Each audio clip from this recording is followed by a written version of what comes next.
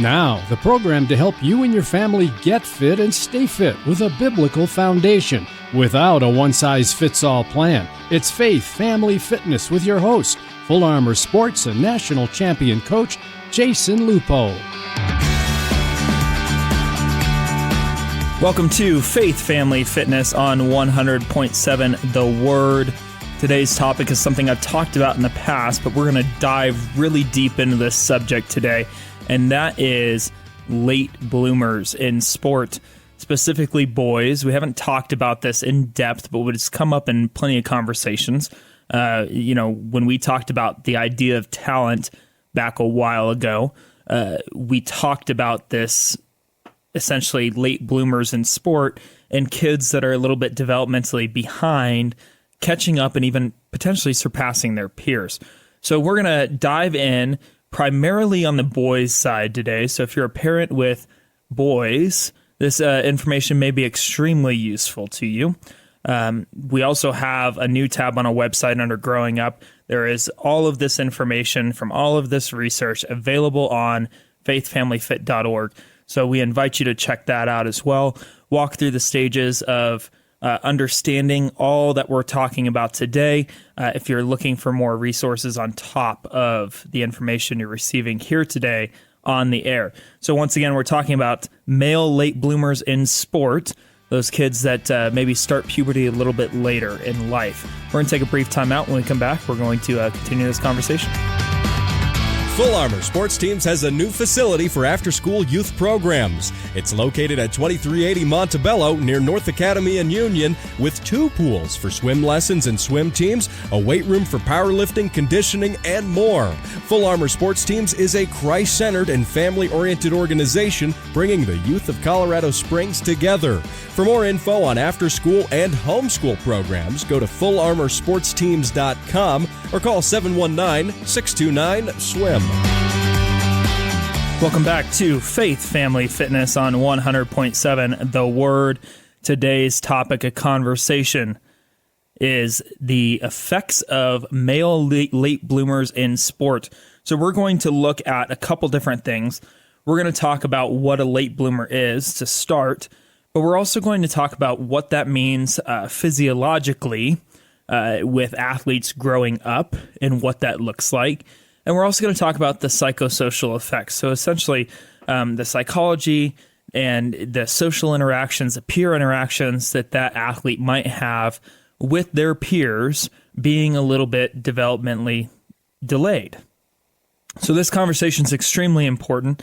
If you walk into any classroom, any middle school classroom, even a freshman in high school classroom, you're going to notice a drastic difference in appearance. You're going to notice that there are some kids that are way developmentally ahead. They're way taller than their peers. They look older than their peers. All of this is because they have started the puberty process earlier than those of their peers. And this is even seen in 4th and 5th grade classrooms. We see that there's drastic differences in development and in growth and maturation among youth.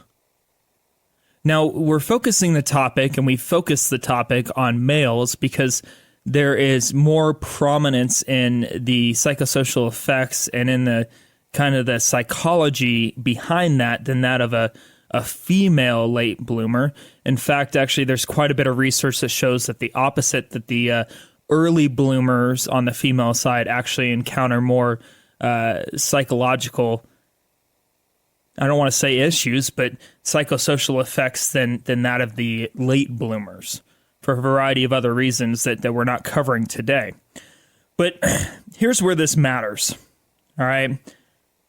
In a study by Horn and Lox, it's in the book, Children's Organized Sport, A Developmental Perspective. Here's what they found. Early maturers benefit from positive reinforcement and encouragement, while late bloomers, due to their lack of skill, size, or experience, receive markedly less social support and reinforcement. In that same article, okay, they cite that people often predict future athletic success on general physical fitness which favors early maturing athletes.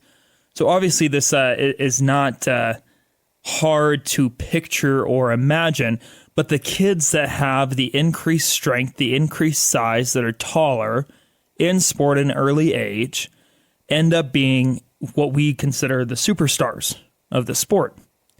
Now, it has nothing to do with talent or ability, even though that's the title that we give it is talent.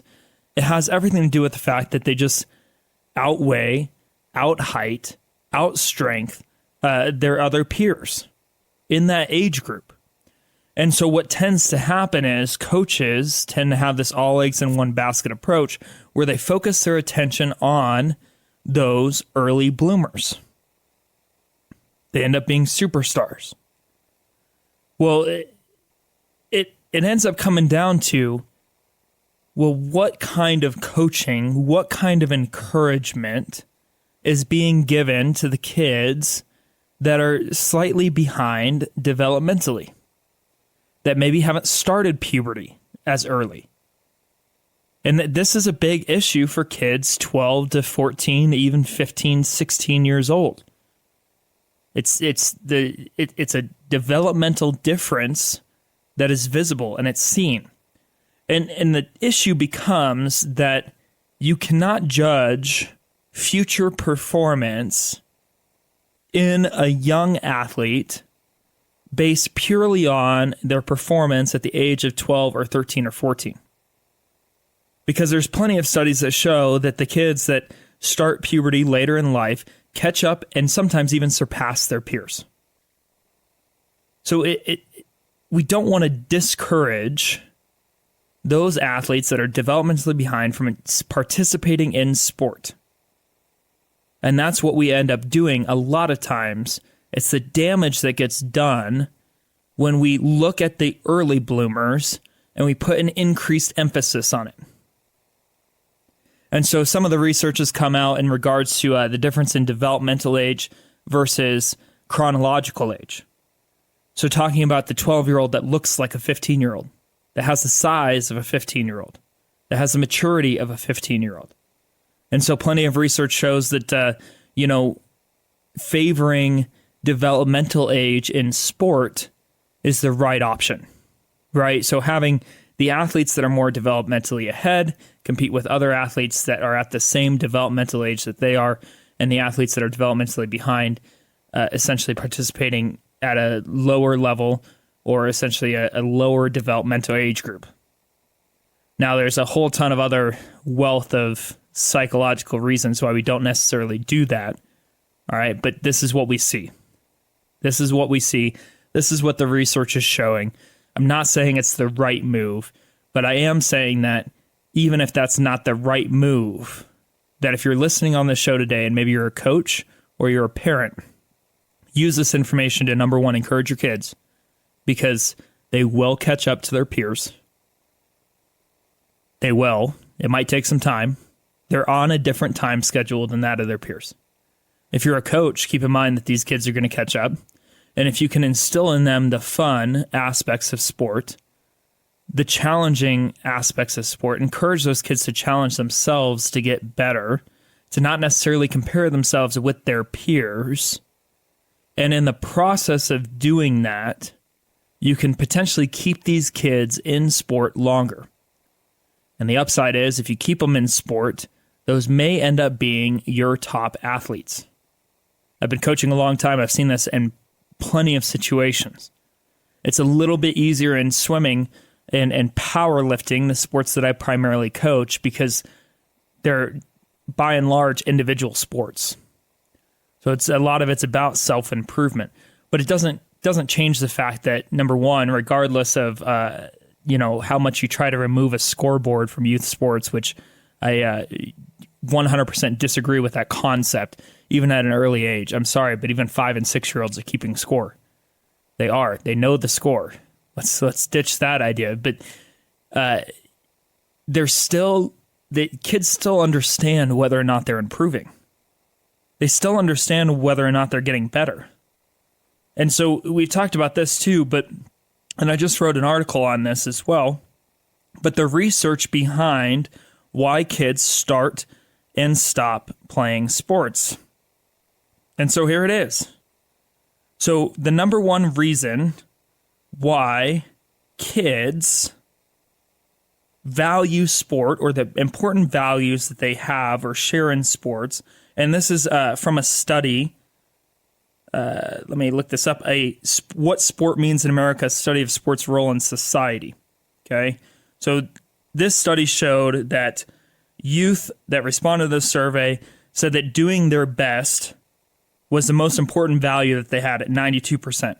Performing well was second at 83%. Improving my skills and fun were tied for third.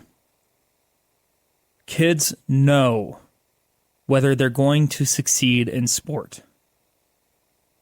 And the number one reason why kids stopped playing sport was it wasn't fun anymore. Number two, they found something else they liked better. Number three, they weren't as good as other people their age. A further study showed this. It said that findings regarding the interpersonal predictors of age and perceived ability demonstrated that younger children and those who perceived themselves to be more able experienced greater enjoyment than their counterparts. So there is a perception of ability, and this was out of Scanlon and Luady in 1986. This study is also found on the website.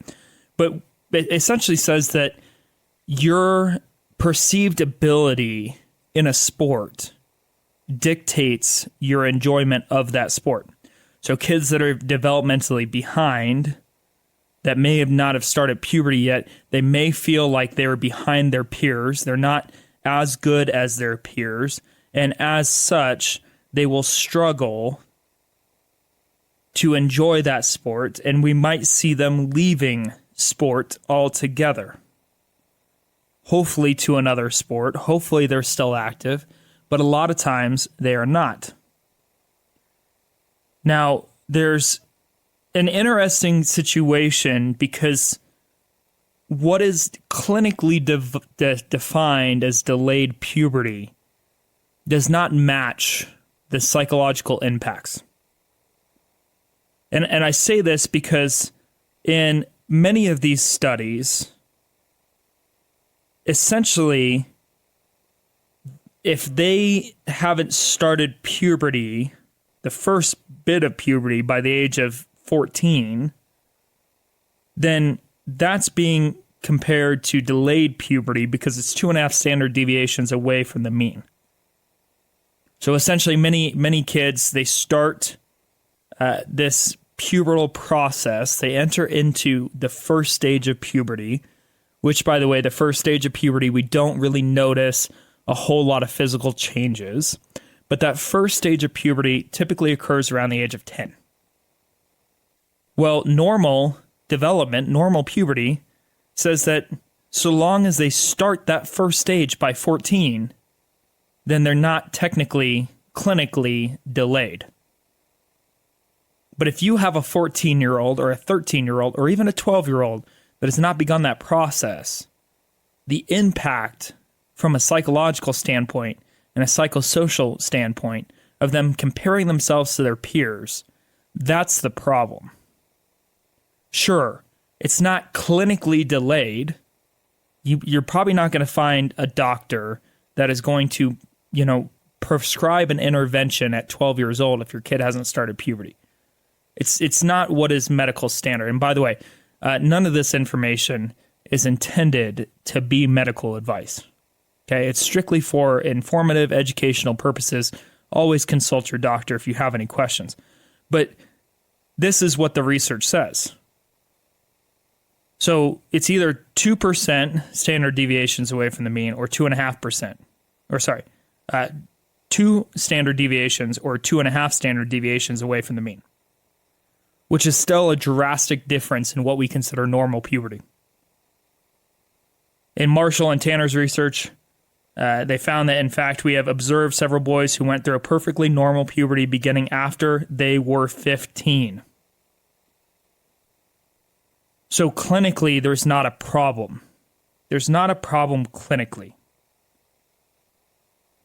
And that's where we end up with a situation where, yes, we know deep down inside that these kids will eventually catch up to their peers. We know that they will surpass their peers, or could surpass their peers. We know that the timing of when they start puberty and how fast they go through puberty, what we call pubertal tempo, does not dictate anything about their height, anything about their abilities, anything about their strengths, anything about their talents. We know this information deep down, inside. We know it to be sure. We've seen the research, but it doesn't change the fact that those kids are still going to compare themselves to their peers. So if for some reason you don't believe that this is such a big issue, let me just continue a conversation on exercise physiology and developmental differences for a second. So in Roland's book, he says that the most important factor in the development of physical responses to exercise during the childhood years. Physical growth is the most important factor. So what we know is that a 16-year-old has a 3 times greater maximal oxygen uptake, VO2 max, than when they were 5. It's due to the fact that the lungs grow almost triple the size from the age of 6 to 16. And we know that the heart grows essentially 2.5 times, from the weight of 95 grams to about 258 grams. We also know that the economy of movement improves, and we know that youth that have undergone puberty or started the process of puberty will see increased volume of muscle tissue, muscle growth, hypertrophy. All of these changes will impact sport performance. And so we see that no matter how hard these athletes that are a little behind are going to try, which they try their best, they still cannot keep up with the physiological changes. It's just a matter of fact. It's just a matter of what we know to be true. Lynn first found that late maturation correlated significantly and negatively with ego development and sexuality. So we know that lower levels of ego are going to impact and create a lower self-image. Psychologically mature boys with delayed puberty are painfully aware and concerned with how they look in the eyes of others. That's proving the earlier statement that these kids understand that they are behind. And there is a comparison that occurs. Another study found that more mature boys were somewhat more satisfied with their weight in 7th grade and were less likely to want to change their appearance in 8th. So the kids that are on the normal trend of pubertal timing show that they're more happy with their physical appearance. We see that this self-image is greatly impacted by pubertal timing and tempo. I bring all this up because these kids exist. They actually exist in far greater numbers than anybody would ever realize. The fact that, I see kids on a regular basis, and I've been doing this a long time, and I've been in education, and I've been in sport, and I've been in the classroom, and I've seen the differences in peers, in height, in weight, in ability. And I also know the impact that it has psychologically on the athletes that are a little behind. I've seen it firsthand. For years, I've made this a gigantic part of my research. It's been very near and dear to my heart. I have research stacks of papers in my file cabinet in regards to this topic. And I've done my best. I want to make sure that we use this information to impact the greater community and to make a difference in the lives of these kids. So I hope that you go on our website, faithfamilyfit.org, and go through all of the research that we have on this topic. And I promise I'll continue to add it. You can also read our latest post about why kids quit sports if you want that data. But utilize this information. Share this information.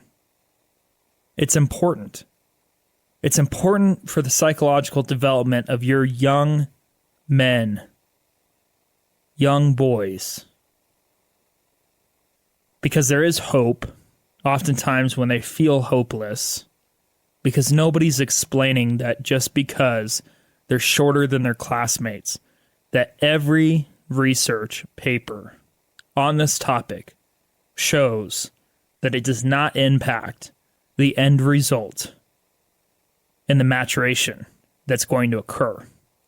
We've seen athletes that are significantly smaller than their peers. I can think of off the top of my head 5 that come straight to mind that are now 6'2", 6'3", massive build, and are taller and stronger than their peers. And so the pubertal timing is a big issue psychologically in our young men, and this information being shared with them can greatly help. We're going to take a brief time out. When we come back, we're going to wrap up this show on late bloomers, especially boys in sport. Thanks for listening to Faith Family Fitness, a presentation of Full Armor sports teams. Teamwork is at the core of any successful organization. At Full Armor Sports, led by national champion coach Jason Lupo, a Christ-centered approach to sports fundamentals and fitness has earned his company the respect of athletes and their parents. Full Armor Sports is committed to helping youth in our community experience growth through sports and to strive for improvement and excellence. Further, youth compete as individuals, coming together with a sense of teamwork, camaraderie, and support for one another. At Full Armor Sports, the reality is achievements, failures, wins, and losses eventually fade away. But the bonds team members form through competition evolve into relationships lasting forever. Learn more at fullarmorsports.com. Welcome back to Faith Family Fitness on 100.7 The Word. Thank you so much for joining us today. Once again, all this information today can be found on our website, faithfamilyfit.org. Under the tab Growing Up, you will find all of the information presented here today and more, because we didn't get to everything that we have on this topic, but we're trying to fill the website with it. You can also find links to Full Armor Swim Team, Full Armor Sports Teams. If you want a place for your kids to call home, if you need trusted adults in your kids' corner, check us out. We would love to bring you guys into our family. Bring you into our family of awesome athletes with a strong community and camaraderie. Our kids love each other. They love what they're doing. They love the sport, and they have fun doing it. And we know that's so important for the development of our young people.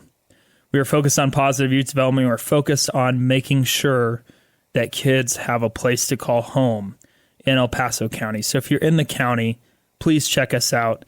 If you're not in the county, find a program that fits your family and has the ability to impact your youth in a positive dimension. Thank you for joining us. We'll see you next Saturday. This is Faith Family Fitness on 100.7 The Word. This has been Faith Family Fitness with Coach Jason Lupo of Full Armor Sports Teams of Colorado Springs. Join him at the same time next week for Faith Family Fitness on The Word 100.7